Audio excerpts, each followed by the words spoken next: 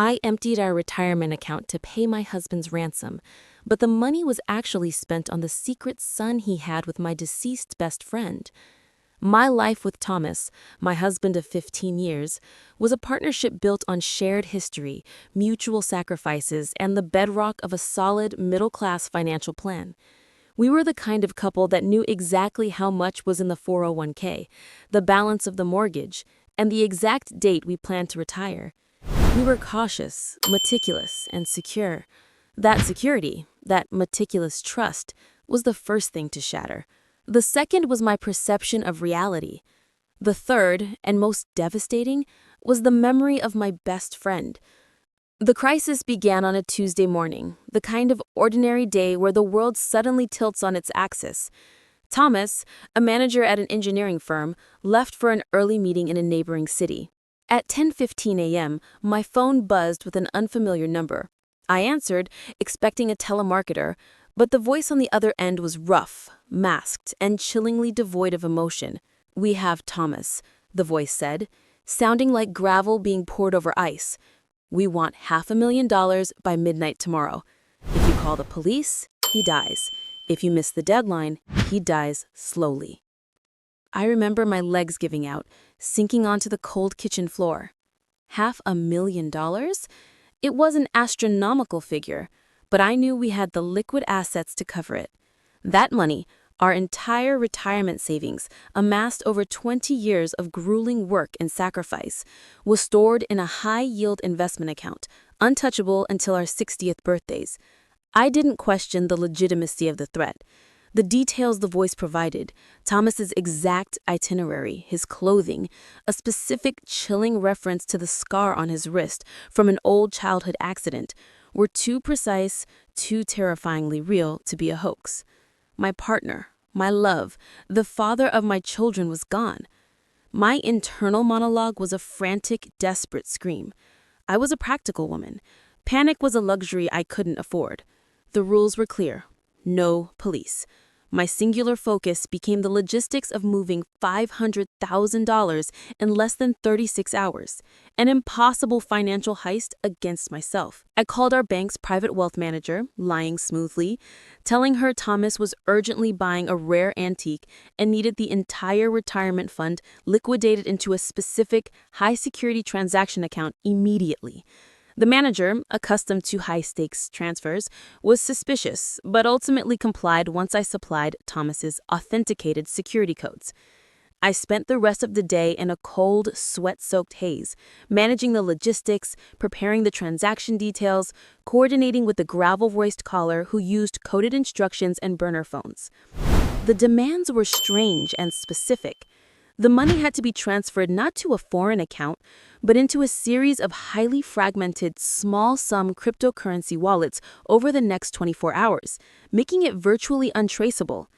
I followed every step meticulously, my hands shaking over the keyboard, watching the numbers drain from our future. I didn't sleep. By midnight of the deadline day, the money was gone. Our financial future, the bedrock of our stability, was an empty promise. But Thomas was safe. At 1:30 a.m., Thomas called my personal cell. His voice was exhausted, shaky, but unmistakably him. He was alive. He claimed he had been held in a warehouse, blindfolded, interrogated, and finally dumped miles from home. He had been beaten, but the injuries were superficial, mostly bruises and deep psychological trauma. The police were called after he was released. The official story became a botched corporate espionage attempt, a narrative Thomas controlled tightly, refusing to share details with the detectives or me. He clung to the espionage narrative with a chilling intensity, claiming the experience was too traumatic to discuss. I welcomed him home with frantic relief, burying the fear and the financial ruin under layers of caregiving. Over the next month, I dedicated myself to his recovery, both physical and psychological. He was withdrawn, moody, and deeply paranoid, but I attributed it to the trauma of the kidnapping. He insisted on filing the insurance claims himself, managing the police reports, and even communicating with the bank regarding the stolen funds.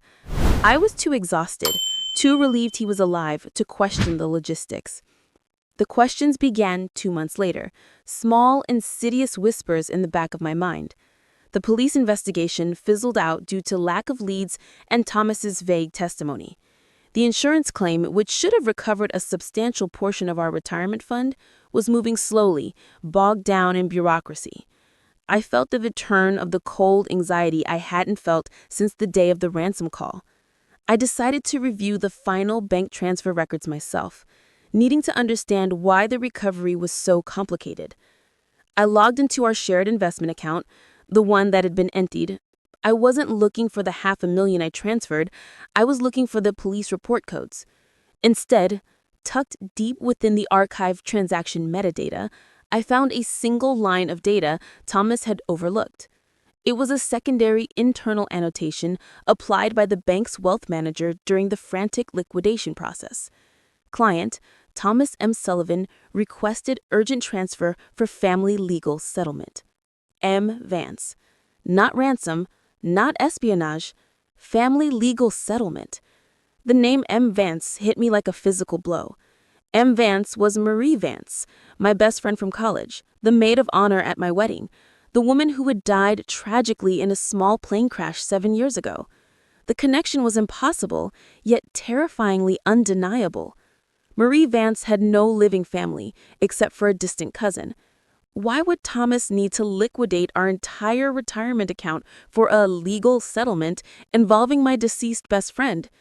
The truth waiting for me in the subsequent transaction records was a betrayal that redefined the entire narrative of my marriage and my friendship.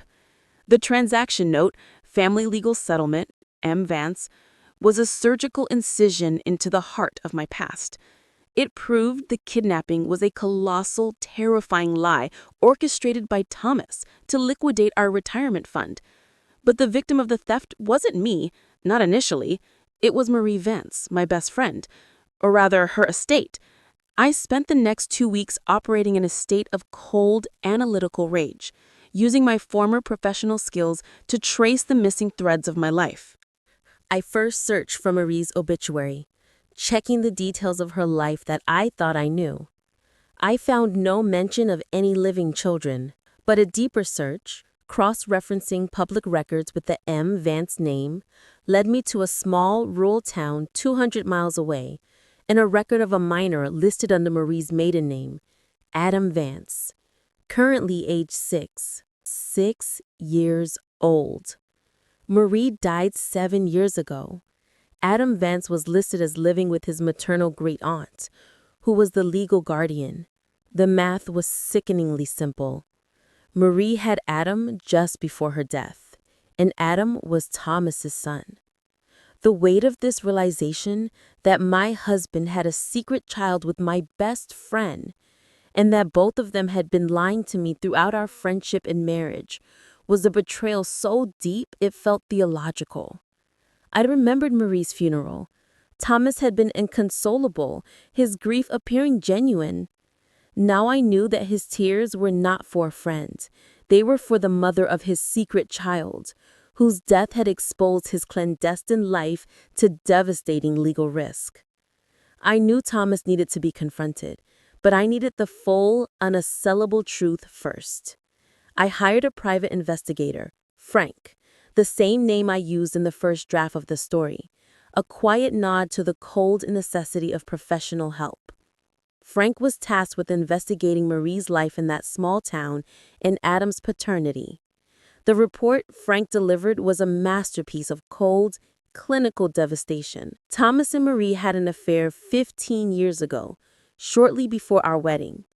The affair was brief, but Marie became pregnant. They agreed to keep the child a secret to protect my family and Thomas's career. Marie moved away, raised Adam, and received monthly untraceable cash payments from Thomas, funded by his business expense account. Marie had maintained the silence, protecting both their lives. However, when Marie died suddenly, her great-aunt, acting as executrix of the estate, discovered the paternity documentation Marie had left behind, along with Thomas's steady stream of payments. The great-aunt demanded a massive, untraceable settlement for Adam's future support, threatening to expose Thomas publicly and ruin his career and my life. The ransom wasn't paid to criminals. It was paid to Adam Vance's legal guardian, securing the silence needed to protect Thomas's constructed reality. The kidnapping was a lie. Thomas had engineered the entire elaborate charade, the threatening phone calls, likely using a voice modulator or an accomplice, the blindfolded warehouse story, the urgency to force me to liquidate the only financial asset he couldn't access on his own, our joint retirement fund. He needed my legal panic to bypass the bank's security protocols and sign over the $500,000. The money wasn't stolen. It was extracted through psychological and financial manipulation, used to buy silence and ensure his secret son's well-being. I finally understood the full horror of the betrayal. Thomas hadn't just cheated. He had co-opted my grief, my fear, and my financial security to protect his secret family. He put me through a terrifying life or death crisis, not to save his life, but to save his reputation. I waited for Thomas to return from his office, where he was performing the role of the recovering kidnapping victim. I walked into the living room where he was setting up the board game he liked to play with our daughters. I sat down across from him and placed Frank's detailed report on the table, right next to the ransom transaction receipts and the public record for Adam Vance. The police investigation is closed, Thomas, but the money trail is wide open. Tell me about the ransom you paid to Adam Vance's guardian. Tell me about your son, Adam. And tell me why you made me live through a kidnapping hoax to buy your silence. Thomas's reaction was slow, paralyzing terror. He didn't look at the documents. He only looked at my face, realizing the depth of my knowledge. He tried to claim the great aunt was extorting him. It was a terrible situation, Sarah. They were threatening to expose everything. I had to protect our family from the scandal. You protected yourself, Thomas. I countered, standing up. You stole my peace for 2 months and my retirement for your entire life. You destroyed my life to keep your secret safe. And the worst part of all, you did it with Marie, my best friend, my maid of honor. She lied to me every day of our friendship. And you lied to me every day of our marriage. I knew the marriage was over. The betrayal was too comprehensive, too deeply rooted in financial and emotional fraud. The tears I finally shed were not for the loss of Thomas, but for the loss of the best friend I thought I had, and the loss of the secure, loving partnership I realized was nothing more than an elaborate $500,000 fraud. The confrontation with Thomas was the emotional collapse. The divorce and the ensuing lawsuit were the cold, clinical reality of the financial disaster. I filed for divorce immediately, citing fraud, emotional abuse, and extreme distress. The legal battle centered entirely on the $500,000 retirement fund that Thomas had fraudulently forced me to liquidate. He tried to argue that the money was a necessary legal expense to prevent a reputation-damaging scandal. But my lawyer presented the evidence of the kidnapping hoax, the untraceable crypto wallets, the vague police report, and the damning metadata confirming the transfer was a family legal settlement. The argument was unassailable. Thomas used psychological manipulation to steal our collective future for his own protection. The central, agonizing conflict of the legal fight was Adam. The $500,000 Thomas had stolen was now the primary means of support for his 6-year-old son. My lawyer advised me that we could and likely would recover the full amount, since the transfer was executed under duress and fraud. But recovering the money meant simultaneously condemning Adam, an innocent child, to immediate financial hardship, stripping him of the only inheritance his mother has secured for him. The moral pressure was immense. I wanted justice against Thomas, but I couldn't bear the thought of punishing Adam for the sins of his parents. I made the agonizing decision to meet Adam and his great aunt, his legal guardian. I drove to the small, remote town, feeling like a ghost haunting a life that should have been mine. Adam was a quiet, bright-eyed boy, with Thomas's strong features and Marie's thoughtful silence. Seeing him, realizing that his entire existence was the price of my husband's lie, broke my heart in a new, profound way. The great aunt, a woman named Martha, was kind but fiercely protective. She confirmed Marie's desperate final wishes, explaining that Marie knew the money was the only way to ensure Adam's future, even if it meant risking Thomas's marriage. She presented me with the evidence of the fraud, showing her that Thomas had literally faked his death to raise the money. Martha was devastated, realizing that the money they fought so hard to secure for Adam was stolen.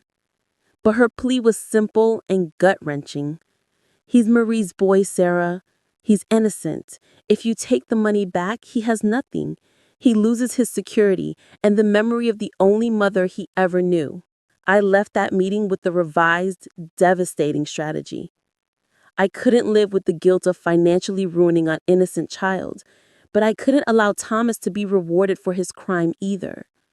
My lawyer, working closely with Martha's representative, structured a complex settlement. I agreed to legally forfeit the portion of the retirement fund directly tied to Adam's future support, enough to secure a moderate trust for his education and care until he reached majority.